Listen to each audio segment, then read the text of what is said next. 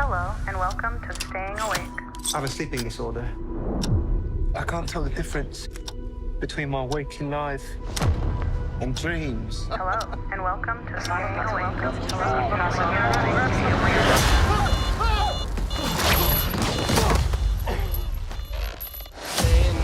What do you get when you cross a certain caped crusader with Egyptian mythology and the psychological horror thriller Split?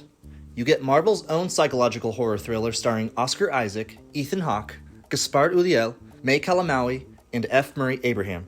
That's what you get. My name is Travis, and this is Planet Recap. In this video, I'm going to break down exactly what you need to know before watching Marvel Studios' 33rd chapter in 6th Disney Plus series. Whether this is the very first MCU property you've been introduced to, or you're just a casual viewer of the series and need a quick brushing up. I'm here to fill you in on everything that's come before. Let's begin. So I can't truly dissect the preludes of Moon Knight without first explaining one important matter, that being the Marvel Cinematic Universe, or MCU, a collection of, so far, 32 cleverly woven, interlinked properties that begin with Iron Man in 2008 and his journey through until Spider-Man No Way Home in 2021. Okay, so if there's 3 things that we've learned from 27 movies and 5 shows so far, it's that Tony Stark loves you 3000. I love you 3000. Baskin Robbins always finds out. Baskin Robbins always finds out. Baskin Robbins always finds out, bro. Baskin Robbins don't play. And that the MCU contains so many subgenres that it's impossible to not enjoy something. Examples: you got your heist movie in Ant-Man, you got your buddy cop in Falcon and the Winter Soldier, you got your coming-of-age John Hughes-esque teen comedy in Spider-Man Homecoming. Hell, you have your breakup movie in Captain America Civil War. He's my friend. So was I. The MCU has covered a lot of subgenre ground for sure, but in some parts looks to be headed in a much more untouched direction, a supernatural direction. That's not to necessarily say werewolves and vampires, but Moon Knight seems to be establishing something much more macabre.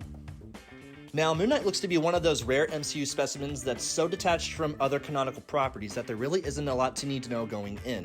But if I'm going to split a hair, Moon Knight appears to be dealing with more mythological undertones, more specifically Egyptian mythology. And in a universe like the MCU, the idea of mythology is very much based in science and truth. Your ancestors called it magic, and you call it science. Well, I come from a place where they're one and the same thing. We've seen our perception of real-world Norse mythology come to life in glorious fashion with the Thor films turning Viking gods into flesh and blood beings. Thor, Loki, Odin, Asgard, the Rainbow Bridge, Frost Giants, all mythological characters in places thought to be just some cool-ass legends and fables, now declared as very real and apparently a GED required high school course. Turns out the myths are real. Like Thor. Thor was a myth, and now I study him in my physics class. So with Moon Knight, we'll get to see what that means for Egyptian mythology within the MCU through the eyes of someone dealing with dissociative identity disorder. Ladies and gentlemen, that is the story so far. Thank you everyone so much for watching. Every view and every subscription seriously means the world. If you enjoyed anything about this video, please hit the subscribe button and stay caught up with the always expanding MCU. You'll see a new video from me shortly before any new MCU movie or series debuts. That being said, please enjoy Marvel Studios' Moon Knight.